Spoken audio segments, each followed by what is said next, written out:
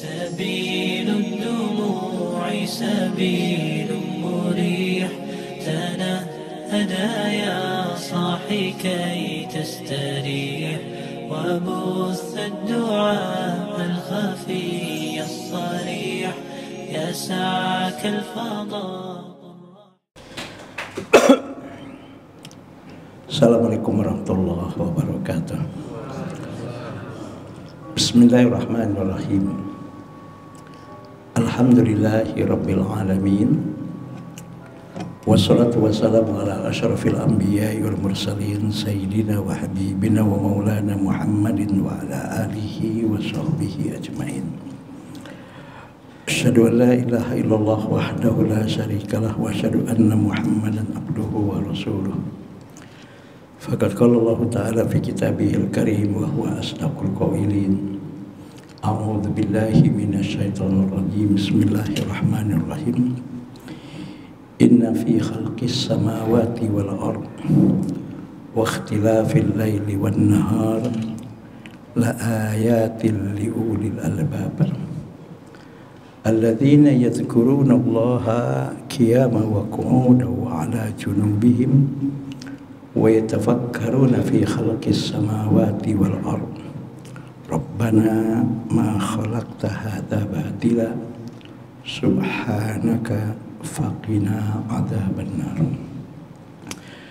Hadirin yang dimuliakan oleh Allah Subhanahu wa taala.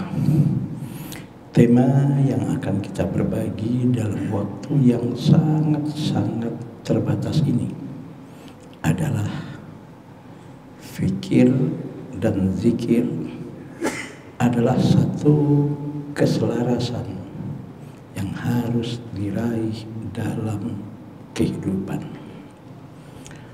Usikum wa nafsi wa iyaya bitaqwallah. Kenapa fikir dan zikir ini sesuatu yang harus diraih dalam satu keselarasan yang harus diraih dalam satu kehidupan manusia? Subhanallah, di dalam Al-Quran surat Ali Imran ayat 190 Allah mengatakan, Inna fi khalqis samawati wal ard. Sesungguhnya dalam ciptaan langit dan bumi, wa ikhtilafil laili wan nahar, dan perbedaan antara malam dan siang, itu sebetulnya adalah la ayatil liulil albab, adalah tanda-tanda kebesaran Allah Subhanahu wa taala bagi ulul albab, yaitu bagi orang yang berfikir dan bagi orang yang senantiasa berzikir. Siapa itu ulul albab itu? Allah katakan alladzina yadhkurunallaha qiyaman wa qu'udan, adalah orang yang senantiasa berzikir kepada Allah Subhanahu wa taala. Orang yang senantiasa ingat kepada Allah Subhanahu wa taala. Orang yang senantiasa tidak pernah lupa kepada Allah Subhanahu wa taala. Qiyaman wa qu'udan wa 'ala junubihim, baik di waktu bangun, baik di waktu duduk, bahkan di waktu berbaring pun dia tidak pernah lupa kepada Allah, dan dia selalu berzikir kepada Allah Subhanahu wa taala. Bukan hanya sekedar berzikir, tapi juga wa yatafakkaruna fi khalqis samawati wal ard, dan juga dia berfikir dan dia juga memakai akal sehatnya dan selalu memakai apa yang disebut dengan kecerdasan, keintelektualan dan keilmuannya dalam hal-hal yang ada di langit dan bumi ini. Akhirnya karena dia selalu berzikir kepada Allah dan karena dia selalu memakai akal sehatnya, maka dia akan berkata, Rabbana ma khalaqta hadza batilan. Ya Allah, tidak ada satupun di permukaan bumi ini yang kau ciptakan adalah sia-sia. Akhirnya dia berkata, Subhanaka faqina adzabannar. Maha suci Engkau ya Allah, faqina adzabannar, maka Maka apabila ada dosa, kesalahan, kekhilafan, atau minimal buruk sangka kami ya Allah kepada Engkau ya Allah, ampunilah kami dan jagalah kami dari azab neraka. Usikum wa nafsi wa iyaya bitaqwallah. Maka dari itu di sini jelas orang yang senantiasa menyelaraskan fikirnya dan zikirnya adalah orang yang selalu optimis. Orang yang selalu menyelaraskan fikir dan zikirnya adalah orang yang selalu memandang sesuatu adalah sesuatu itu pasti ada hikmah dan pasti ada manfaatnya. Contohnya misalnya, kita tahu misalnya bahwasanya kematian itulah satu hal yang pasti kita hadapi. Kematian itu adalah sesuatu hal yang boleh dikatakan sunnatullah, sesuatu yang sudah ditetapkan oleh Allah Subhanahu wa taala. Di antaranya Allah mengatakan kullu nafsin dha'iqatul maut. Setiap makhluk yang bernyawa pasti akan merasakan apa yang disebut dengan kematian. Tapi persoalannya, walaupun kematian itu satu hal yang pasti, walaupun kematian itu sesuatu hal yang tidak bisa dihindari oleh siapapun makhluk yang bernama manusia misalnya. Bahkan Al-Imam Asy-Syafi'i rahimahullah pernah mengatakan idza nazalat bisahatihil manaya fala ardun taqihi wala sama. Apabila kematian telah datang dan apabila malaikat Israel yang membawa kematian itu sudah ada di halaman rumah seseorang, walaupun seseorang itu memiliki kekayaan yang berlimpah, yang mungkin oleh orang dikatakan misalnya uangnya tidak berseri, walaupun orang itu memiliki dan diamanahkan kepadanya oleh Allah Subhanahu wa taala, dipercayakan oleh masyarakat kepadanya satu jabatan yang boleh jadi mempengaruhi kehidupan orang banyak, bahkan bisa jadi mempengaruhi kehidupan yang ada di alam semesta ini.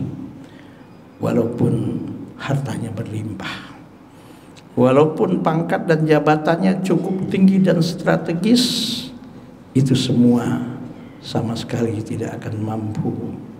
Jangankan untuk memberhentikan, untuk menunda satu hari, 1 jam, 1 menit, 1 detik pun kematian itu tidak akan pernah bisa ditunda.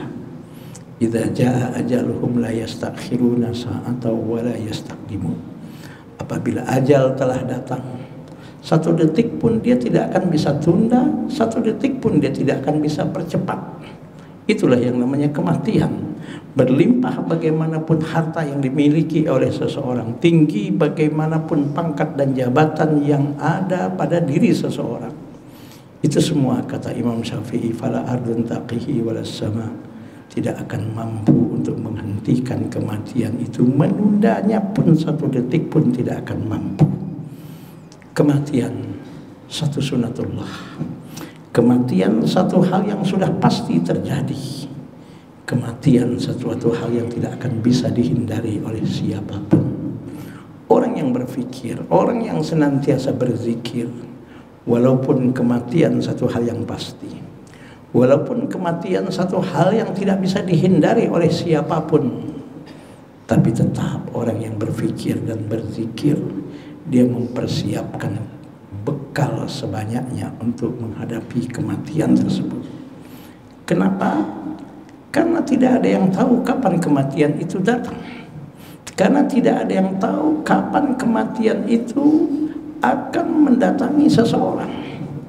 Kita tidak tahu kapan dan dimanapun kita berada, kapan kematian itu, kapan yang namanya malaikat Israel itu akan memisahkan nyawa dari tubuh kita. Kita tidak ada yang tahu.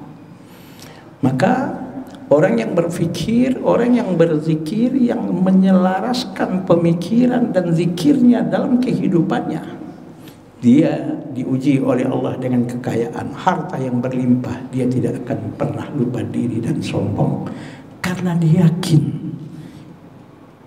bagaimanapun banyak hartanya tidak akan mampu untuk menghentikan kematian. Bahkan harta tersebut akan diminta pertanggungjawabannya oleh Allah Subhanahu wa taala. orang yang senantiasa memakai akal sehatnya, orang yang senantiasa berzikir kepada Allah, yang tidak pernah lupa kepada Allah Subhanahu wa taala. Tinggi bagaimanapun, strategis bagaimanapun pangkat dan jabatan yang diamanahkan oleh Allah kepadanya, yang dipercayakan oleh manusia kepadanya, dia tidak akan angkuh, tidak akan sombong, dan tidak akan zalim dengan pangkat dan jabatan tersebut. Karena bagaimanapun tinggi dan strategis jabatannya, sekali lagi tidak akan bisa menghentikan kematian, tidak akan bisa, jangankan menghentikan, menunda kematian pun tidak bisa, walaupun tinggi dan strategis jabatan orang tersebut. Maka disinilah orang yang senantiasa berpikir, yang senantiasa memakai akal sehatnya dalam bertindak, orang yang senantiasa berzikir kepada Allah, yang tidak pernah lupa kepada Allah Subhanahu wa taala, adalah orang yang senantiasa mampu mengambil hikmah dan pelajaran dari apapun yang terjadi dalam kehidupannya. Usikum nafsi wa ya bitaqwallah. Kalau kita belajar dan kita mempelajari di antaranya hadis Rasulullah Muhammad sallallahu alaihi wasallam tentang takdir seseorang. Salah satu yang ditetapkan oleh Allah Subhanahu wa taala ketika seseorang berumur 120 hari dalam rahim ibunya misalnya, tentang berapa rezeki seseorang tersebut sudah ditetapkan oleh Allah Subhanahu wa taala. Tentang apakah seseorang itu akan menjadi orang kaya atau orang miskin dalam kehidupannya sudah ditentukan dan sudah ada takdirnya ketika dia umur 120 hari dalam rahim ibunya. Tapi kenapa dirahasiakan oleh Allah Subhanahu wa taala? Tidak diberitahukan oleh Allah Subhanahu wa taala, tidak diinformasikan oleh Allah Subhanahu wa taala. Bayangkan apa yang terjadi kalau seseorang sudah tahu dia akan menjadi orang kaya, atau seseorang sudah tahu bahwa dia sudah pasti akan jadi orang miskin, maka kehidupan di dunia ini tidak akan berjalan dengan sempurna. Otomatis orang-orang yang memang dia sudah yakin bahwa dia akan jadi orang kaya, dia akan malas, dia tidak akan belajar, dia tidak akan ada ikhtiar maksimal dan tidak ada usaha maksimal dalam kehidupannya. Begitu juga boleh jadi orang yang misalnya sudah tahu dia akan hidup miskin dan tidak akan pernah kaya. Buat apa dia berikhtiar? Buat apa dia berusaha? Buat apa dia bekerja? Ujung-ujungnya pun akan miskin dan tidak akan pernah kaya. Maka kehidupan di dunia ini tidak akan berjalan secara normal. Maka orang yang berzikir, orang yang berfikir, orang yang senantiasa ingat kepada Allah Subhanahu wa taala, orang yang senantiasa memakai akal sehatnya dan selalu memakai akal sehatnya di dalam bertindak dan di dalam berbuat. Subhanallah. Sekalipun misalnya terjadi perbedaan, dia mampu mensikapi perbedaan tersebut. Karena apa? Karena perbedaan justru adalah di situ Allah Subhanahu wa taala pasti memberikan hikmah dan memberikan hal yang bermanfaat, memberikan hal yang pasti positif dalam perbedaan tersebut. Coba bayangkan, misalnya Allah Subhanahu wa taala menyatakan di dalam Al-Qur'an surat Al-Hujurat ayat 13. Apa kata Allah? Ya ayyuhan nas, hai manusia, inna khalaqnakum min dzakari wa untha. Kami jadikan engkau hai manusia berasal dari dua jenis kelamin, laki-laki dan perempuan. Wa ja'alnakum syu'uba wa qabaila. Dua jenis kelamin laki-laki dan perempuan ini dikembangkan oleh Allah Subhanahu wa taala berbangsa-bangsa, bahkan diluaskan lagi oleh Allah bersuku-suku. Subhanallah. Apa kata Allah? Inna akramakum indallahi atqakum. Yang paling mulia di antara kalian bukan bangsa tertentu, bukan suku tertentu, bukan jenis kelamin laki-laki, bukan jenis kelamin perempuan, tapi siapapun kalian, bangsa apapun kalian, suku apapun kalian, walaupun kalian berbeda-beda bangsa, berbeda-beda suku, bahkan berbeda warna kulit, bahkan berbeda bahasa, bahkan mungkin bisa berbeda warna rambutnya, bahkan berbeda bentuk fisik dan tubuhnya. Tapi yang paling mulia kata Allah bukan bangsa tertentu, bukan suku tertentu, tapi inna akramakum indallahi atqakum. Yang paling mulia di antara kalian adalah yang paling tinggi kualitas takwanya kepada Allah Subhanahu wa taala. Subhanallah. Jadi perbedaan yang ada pada diri seseorang, perbedaan yang terjadi di dalam kehidupan dunia ini, bagi orang yang berfikir, yang memakai akal sehatnya, bagi orang yang senantiasa berzikir kepada Allah, dia akan berkata, Rabbana ma khalaqta hadza batilan. Ya Allah, tidak ada apapun di permukaan bumi ini yang sia-sia Kau ciptakan, ya Allah. Tidak ada sesuatu di permukaan bumi ini yang sia-sia, ya Allah. Semua pasti ada hikmahnya, semua pasti ada manfaatnya, semua pasti ada kebaikan di dalamnya. Usikum nafsi wa iyaya bitaqwallah. Makanya itu, orang yang senantiasa berzikir kepada Allah, orang yang senantiasa berfikir dan memakai akal sehatnya, dia selalu optimis dan dia selalu memandang perbedaan-perbedaan apapun yang ada di permukaan bumi. Pertama adalah satu sunatullah, sesuatu yang tidak bisa dihindari, dan perbedaan itu justru di situ ada kebaikan, ada hal yang bermanfaat. Coba kita lihat bangunan masjid yang megah ini. Kenapa masjid ini bisa berdiri secara megah? Karena unsur bahan bangunan yang bisa membangun masjid ini berbeda-beda. Ada pasir, ada air, ada semen, ada batu, ada besi. Coba kalau seandainya unsur bangunan ini pasir semua. Coba bayangkan kalau seandainya unsur bangunan ini adalah semen semua. Bayangkan kalau unsur bangunan ini ada airnya semua. Bayangkan kalau unsur bangunan ini adalah besi semua. Bayangkan kalau unsur bangunan ini adalah batu semua. Dengan adanya perbedaan-perbedaan antara unsur yang ada dalam bangunan ini, ada batu, ada semen, ada unsur air, ada semen, bahkan ketika sudah jadi pun ada cat, ada besi dan sebagainya macam, indah dan kokoh bangunan ini. Itulah orang yang senantiasa berzikir kepada Allah, senantiasa tidak pernah lupa kepada Allah Subhanahu wa taala, dan selalu memakai akal sehatnya. Hidupnya selalu optimis, hidupnya tidak ada pesimisnya. Dia selalu mampu mengambil hikmah dan pelajaran dari apapun yang ada dalam kehidupan yang dialaminya. Subhanallah. Kenapa seseorang misalnya sakit? Subhanallah, dari sakitnya itu dia bisa merenung betapa mahalnya kesehatan. Kenapa Allah Subhanahu wa taala mewajibkan kita misalnya berpuasa di bulan Ramadan ini? Orang yang berzikir, orang yang berfikir, dia akan mengambil hikmah dan pelajaran dan akan menggali apa hikmah dan manfaat daripada puasa Ramadan ini. Subhanallah, banyak kajian-kajian yang kita dengar, bahkan kita baca dari para intelektual dan ilmuwan yang memakai akal fikirannya yang sehat, yang memakai logikanya. Begitu banyak hikmah dan manfaat dari puasa Ramadan, ditinjau dari aspek kesehatan, ditinjau dari aspek misalnya ilmu kejiwaan, ditinjau dari aspek ilmu ekonomi dan sebagainya. Subhanallah, lagi-lagi tidak ada yang diwajibkan oleh Allah, yang dilarang oleh Allah, yang ditetapkan oleh Allah, bahkan segala apapun di permukaan bumi ini yang sia-sia di hadapan Allah Subhanahu wa taala.